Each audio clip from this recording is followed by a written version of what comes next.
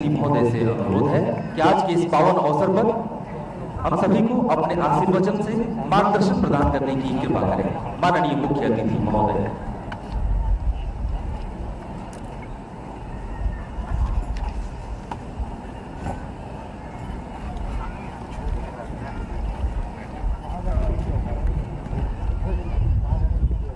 आज के इस गरिमामयी अवसर पर मेरे साथ उपस्थित डॉक्टर सुजोयलाल थाउजन जी, महानिर्देशक सीआरपीएफ, दर्शक दीर्घा में बैठे हुए श्री अजय कुमार भल्ला जी, गृह सचिव भारत सरकार, श्री पंकज कुमार जी, उप राष्ट्रीय सुरक्षा सलाहकार, श्री अशोक जुनेजा जी, महानिर्देशक छत्तीसगढ़ पुलिस, श्री कुलदीप सिंह जी, पूर्व महानिर्देशक सीआरपीएफ, और आज सीआरपीएफ परिवार के उपस्थित सभी परिवारजनों, बच्चों और प्यारे जवानों, सबसे पहले सीआरपीएफ जैसे महान संगठन की 84वीं वर्षगांठ पर मैं देश भर में स्थित सीआरपीएफ के हर जवान को, हर अधिकारी को और उनके परिवारजनों को हृदय से बहुत बहुत बधाई और शुभकामनाएं देता हूं। आज मैं जब 84वें स्थापना दिन के दिन बस्तर में यहां खड़ा होकर आप लोगों के बीच बोल रहा हूं, उस वक्त सीआरपीएफ के स्वर्णिम इतिहास को लिखते लिखते 2249 जवान वीर गति को प्राप्त हुए। मैं आज इस मंच से कृतज्ञ राष्ट्र की ओर से सीआरपीएफ के वो सभी 2249 जवानों को हृदय से श्रद्धांजलि देता हूं और उनके परिवारों जनों के साथ हमारी एकता और उनके साथ खड़ी रहने की प्रतिबद्धता को फिर से दोहराता हूं। इसके साथ साथ देश की आंतरिक सुरक्षा को निर्धारित करने हेतु अपनी ड्यूटी करते करते जो शहीद हुए हैं, ये देश भर के 36,000 से भी ज्यादा अलग अलग पुलिस बलों के जवान को भी मैं श्रद्धांजलि देकर मेरी बात की शुरुआत करता हूं। मित्रों, आज सीआरपीएफ की स्थापना और वामपंथी उग्रवाद की समस्या की शुरुआत के बाद पहली बार मैं देश के गृह मंत्री नाते गर्व से कह रहा हूं कि पहली बार सीआरपीएफ का स्थापना दिन यहां छत्तीसगढ़ में बस्तर के अंदर हम मना रहे हैं। ये हमारे लिए बहुत आनंद और गर्व का विषय है। उस मौके पर छत्तीसगढ़ क्षेत्र के अंदर वामपंथी उग्रवाद को समाप्त करने के अभियान का नेतृत्व करते हुए सीआरपीएफ के 763 जवानों ने अपना सर्वोच्च बलिदान दिया है। मैं वो सभी जवानों को मनपूर्वक श्रद्धांजलि देता हूं और उनके परिवारजनों को बताना चाहता हूं कि आज वामपंथी उग्रवाद के खिलाफ हमारी जो लड़ाई है, विजय के अंतिम पड़ाव पर जो खड़ी हुई दिखाई पड़ती है, इसकी नींव में आपके परिजनों के सर्वोच्च बलिदान का बहुत बड़ा योगदान है। उनके बलिदान से ही ये स्वर्णिम अक्षरों में विजय गाथा लिखी जानी है, इसका पूरे देश को संज्ञान है। मैं हृदय से उन सभी को नमन कर मेरी कृतज्ञता व्यक्त करता हूं। मित्रों, चाहे जम्मू कश्मीर का क्षेत्र हो, चाहे नॉर्थ ईस्ट की अशांति के खिलाफ लड़ना हो, चाहे वामपंथी उग्रवाद के क्षेत्र के अंदर पल पल सजग रहते हुए, वीरता प्रदर्शित करते हुए जवानों ने जान जोखिम में डालकर आदिवासियों तक विकास को पहुंचाना, हर क्षेत्र के अंदर सीआरपीएफ के जवानों ने अप्रतिम शौर्य और बहादुरी का परिचय देश की जनता के सामने और समग्र दुनिया के सामने देने का हमेशा काम किया। मैं आज इतना सुनिश्चित कह सकता हूं कि देश की आंतरिक सुरक्षा के इतिहास में सीआरपीएफ के इतिहास जो स्वर्णिम अक्षरों में लिखा गया है वो आप सभी जवानों के साहस, शौर्य और बलिदान की भावना से ही अंकित हुआ है। मैं फिर से एक बार आप सभी को बहुत बहुत बधाई देना चाहता हूं। मित्रों, आज स्वतंत्र सेनानी उषा मेहता जी की जन्मतिथि है। उनको भी मैं शीश झुकाकर नमन कर कर आगे बढ़ना चाहूंगा। आज कार्यक्रम में सीआरपीएफ के अलग अलग 3 प्रोजेक्ट का लगभग 174 करोड़ रुपए के विकास कामों का लोकार्पण भी हुआ है और हल्बी भाषा में साप्ताहिक समाचार बुलेटिन भी आकाशवाणी ने शुरू किया। छत्तीसगढ़ के अंदर आदिवासियों की भाषा में पहला बुलेटिन, समाचार बुलेटिन शुरू करने के लिए मैं आकाशवाणी और दूरदर्शन को बहुत बहुत साधुवाद देता हूं। इससे न केवल हमारी स्थानीय भाषाएं मजबूत होगी, इस क्षेत्र में रह रहे आदिवासियों को अपनी ही भाषा में देश और दुनिया में जो कुछ भी घटित होता है इसके समाचार सीधे मिल पाएंगे। इससे देश और दुनिया के साथ उनका संपर्क और उनकी जानकारी भी समृद्ध होगी, इसका मुझे विश्वास है। आज यहाँ पर नारी शक्ति थीम पर आयोजित सीआरपीएफ महिला मोटरसाइकिल का फ्लैग इन का भी कार्यक्रम है। इस 75 महिला जवानों ने 38 मोटरसाइकिलों के साथ 9 मार्च 2023 से लेकर 1848 किलोमीटर की यात्रा करते हुए आज यहाँ पर आए हैं। वो नारी शक्ति को मैं नमन करता हूँ और उनके शौर्य से पूरे देश भर के अंदर महिला शक्ति का सशक्तिकरण हुआ है और सीआरपीएफ का भी किस प्रकार की नारी शक्ति सीआरपीएफ के पास है, ये वीरांगनाओं का परिचय आपने समूचे देश को दिया है और समग्र देश की बेटियों में उत्साह का संचार करने का काम किया है। मैं आप सभी को मन से बधाई देना चाहता हूँ।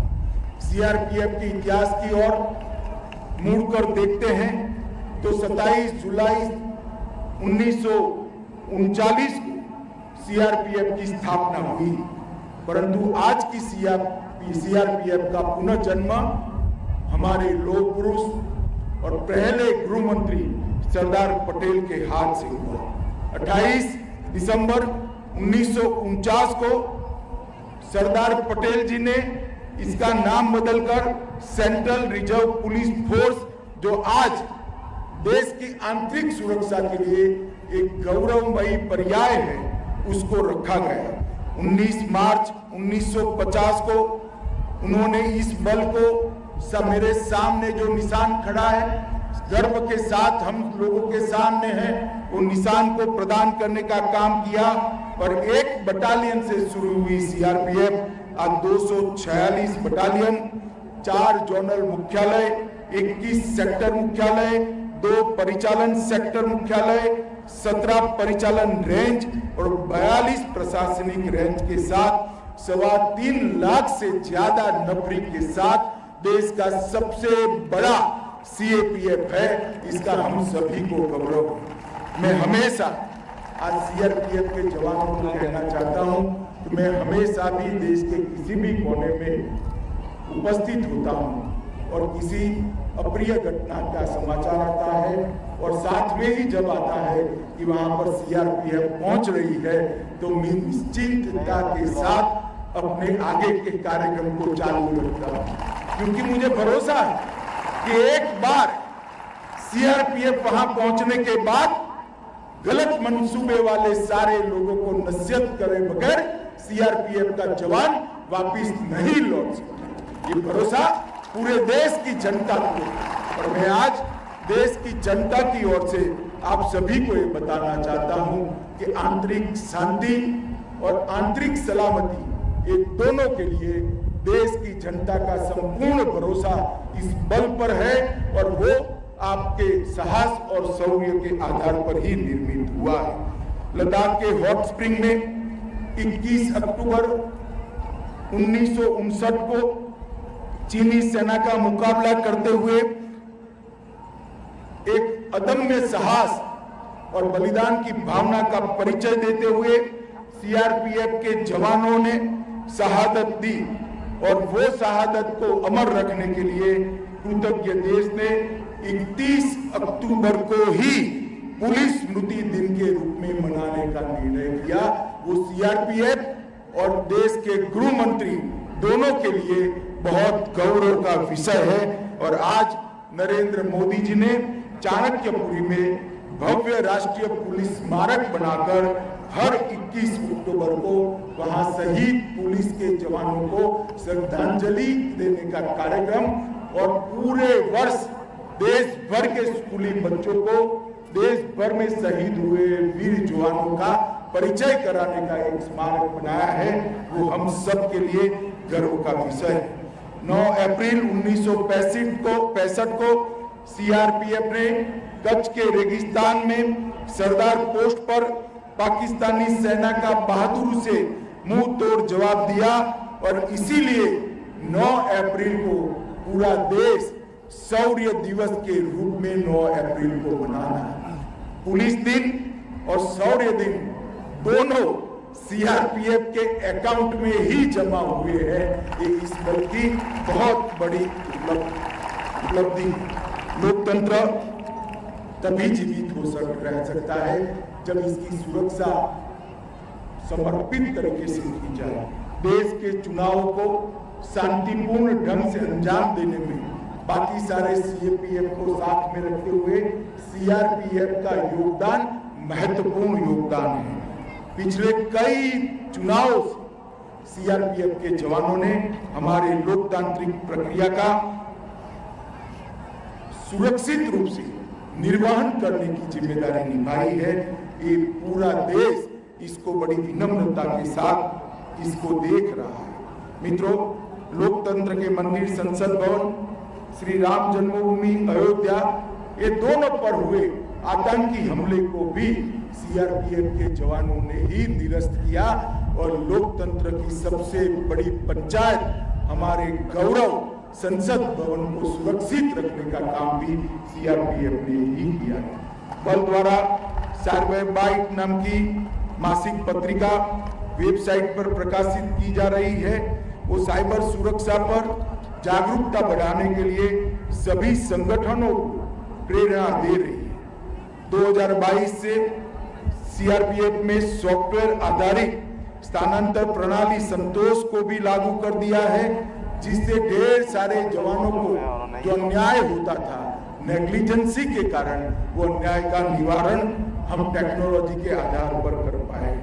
मित्रों, आज जब मैं बस्तर में खड़ा रहकर बोल रहा हूं तब मैं इतना जरूर बताना चाहता हूं कि हमने, हमारे सुरक्षा बलों ने वामपंथी उग्रवाद के खिलाफ विगत 9 सालों में एक मजबूत लड़ाई लड़ी और हर मोर्चे पर हमने विजय हासिल की। उनको पीछे धकेलने में तो सफलता प्राप्त की ही है, परंतु साथ साथ जो वामपंथी उग्रवादी आदिवासियों के विकास के बीच में रोड़ा बने, न स्कूल वहां पहुंचती थी, न दूरसंचार वहां पहुंचता था, मोबाइल टावर नहीं बनते थे, रोड नहीं पहुंचते थे, सस्ते अनाज की दुकानें नहीं पहुंचती थी, फ्री ऑफ कॉस्ट चावल नहीं पहुंचता था, अस्पतालें नहीं बनती थी, स्कूलें नहीं बनती थी, कॉलेज का सवाल ही खड़ा नहीं होता था।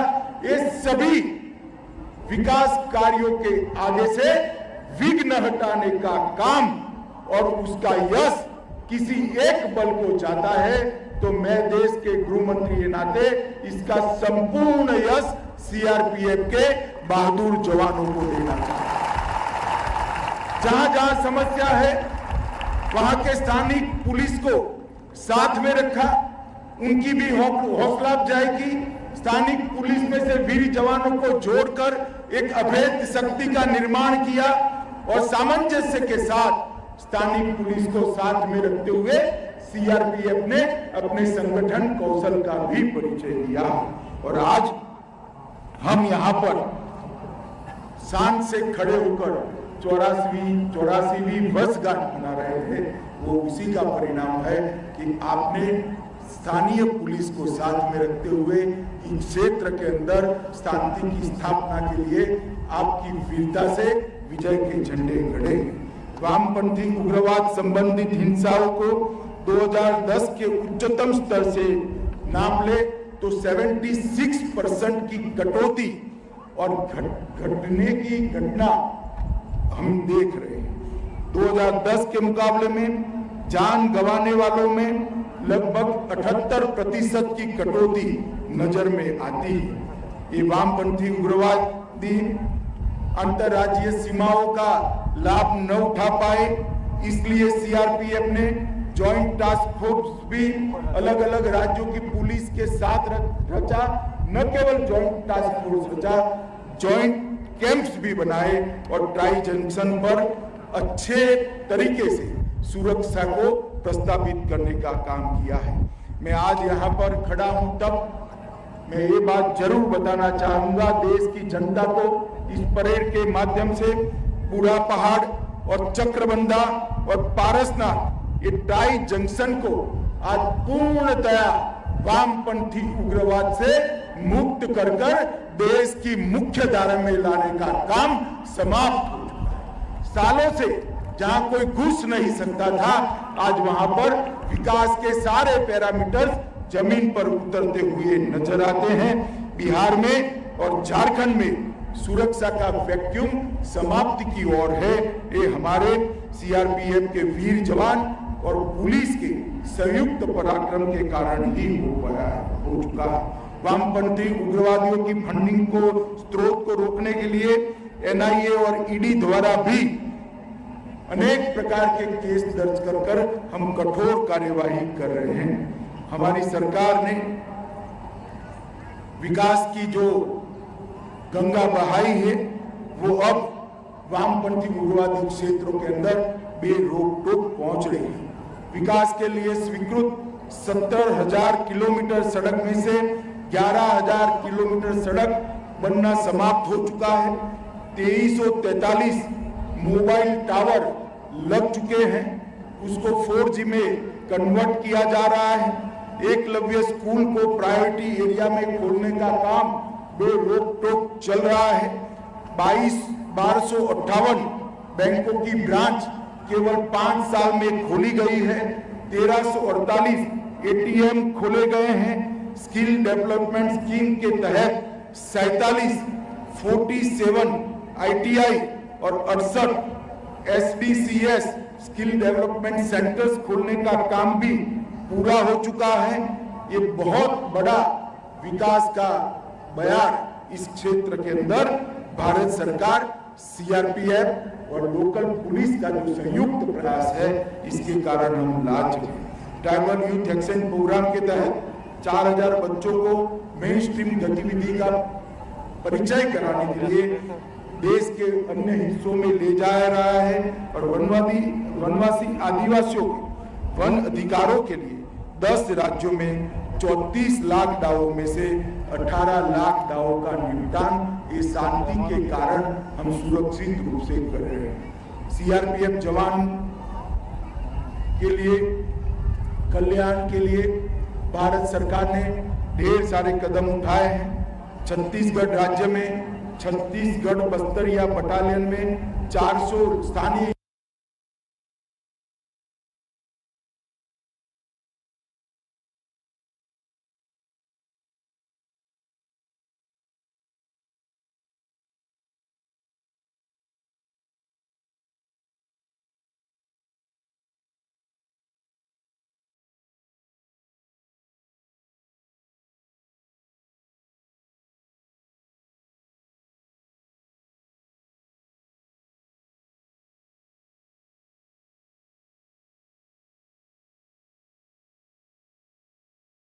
मोदी जी के नेतृत्व में सीआरपीएफ के आधुनिकीकरण के लिए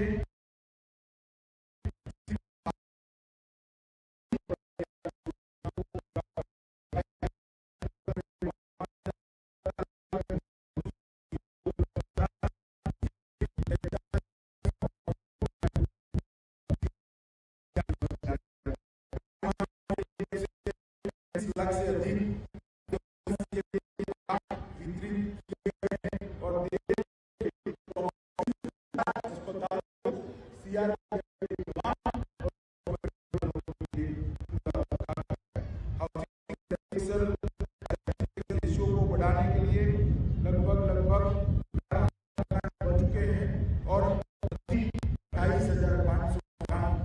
के लिए बनाने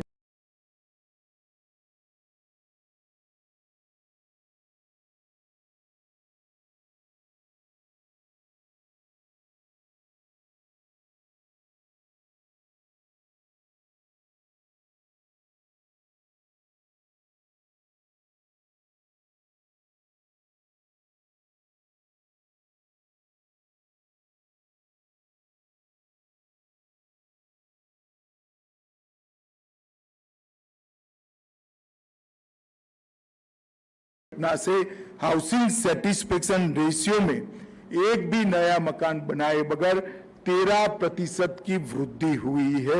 ये बहुत बड़ी टेक्नोलॉजी के उपयोगिता का उदाहरण है। प्रधानमंत्री छात्रवृत्ति योजना के तहत हर माह 3,000 रुपया लड़कियों के लिए और लड़कों के लिए 2,500 रुपया जारी किया जा रहा है और केंद्र सरकार की सीटों में 26 MBBS और 3 BDS सीटों का आरक्षण भी सशस्त्र बलों के लिए करने का काम भारत सरकार ने किया है। मित्रों, आज मैं जब यहाँ आया हूँ तब आपके गौरवमयी इतिहास से पूरा देश आपको बड़ी आशा और संतुष्टि के साथ देख रहा है। मैं CRPF के जवानों को यही कहना चाहता हूँ कि प्रधानमंत्री जी के नेतृत्व में केंद्र सरकार आपके हर दुख के अंदर, आपकी हर सुविधा के अंदर उसको कम करने के लिए आपके साथ खड़ी है। देश की जनता गर्व के साथ, संतोष के साथ और आशा के साथ देश की आंतरिक सुरक्षा के लिए आपके सामने आस लगाकर देख रही है। जिस प्रकार का 84 साल का गौरवमयी इतिहास है, उसी इतिहास को आप दोहराते रहेंगे और सुदृढ़ करेंगे और संपूर्ण वामपंथी उग्रवाद के सफाये तक इस क्षेत्र के अंदर हम तन्मयता के साथ मां भारत की के लिए काम करते रहेंगे। यही आप सभी से अपेक्षा है। वंदे मातरम। भारत माता की जय। धन्यवाद महोदय।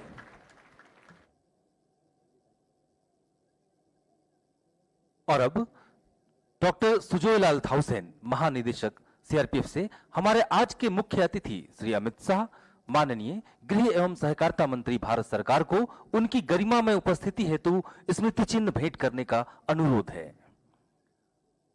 84वीं CRPF दिवस परेड पर बतौर मुख्य